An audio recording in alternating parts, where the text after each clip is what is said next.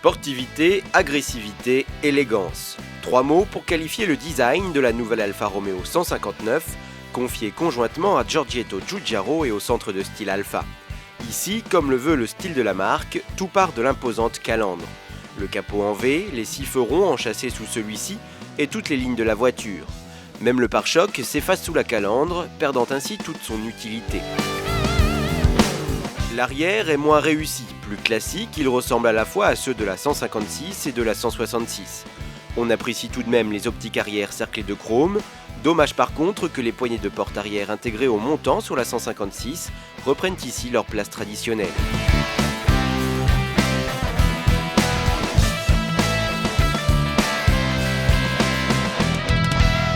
Si les ailes avant sont le point le plus large de la voiture avec près de 9 cm de plus que la 156 à 1,83 m, c'est l'ensemble de l'auto qui évolue approchant les limites supérieures de sa catégorie et frôlant les dimensions de la 166.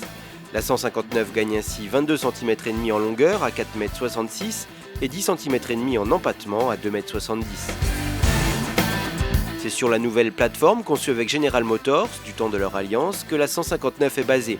Suite à leur rupture, le constructeur italien sera finalement le seul à l'utiliser. La direction, très directe, assure une bonne maniabilité à l'auto. L'amortissement nous a semblé moins ferme que sur la 156. Les suspensions avant sont toujours à quadrilatère haut, alors qu'à l'arrière, les ingénieurs ont opté pour un système multibras, assurant un meilleur filtrage des aspérités et des réactions plus rapides. Bien équilibrée, la voiture vire à plat, même à un rythme soutenu.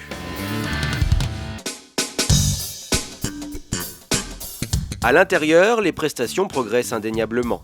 Les matériaux sont de bonne qualité, les versions haut de gamme recevant même des inserts en aluminium. La voiture est conçue à l'ancienne comme un véritable poste de pilotage. Tout est tourné vers le conducteur, à l'image de la console centrale.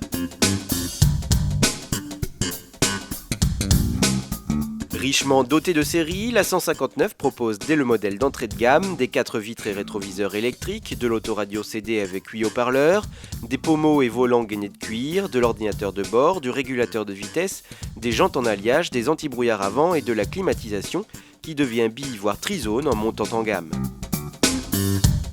L'écran de l'ordinateur de bord, dont le totalisateur partiel reprend le défilement des kilomètres à la façon des compteurs mécaniques, apparaît au centre du tableau de bord entre le tachymètre et le compte-tours. Les commodos rectangulaires regroupent quant à eux trop de commandes et se révèlent peu ergonomiques.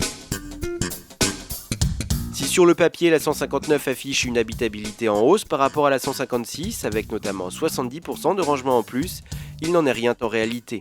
L'habitacle regroupe bien 14 rangements, dont certains réfrigérés, mais ils sont tous plus petits les uns que les autres. À l'avant, le conducteur et son copilote seront confortablement installés dans leurs sièges larges et accueillants et pourront étendre leurs jambes en toute tranquillité. À l'arrière, par contre, difficile de prendre ses aises. Le coffre bénéficie de 27 litres supplémentaires, affichant une capacité de 405 litres dans la moyenne du segment. À la différence de la 156, la 159 peut être équipée d'une banquette rabattable 1/3. La traditionnelle clé de contact est remplacée par une clé électronique que l'on enfiche dans la console centrale. Il suffit ensuite d'appuyer sur un bouton en même temps que sur la pédale d'embrayage ou de frein pour démarrer.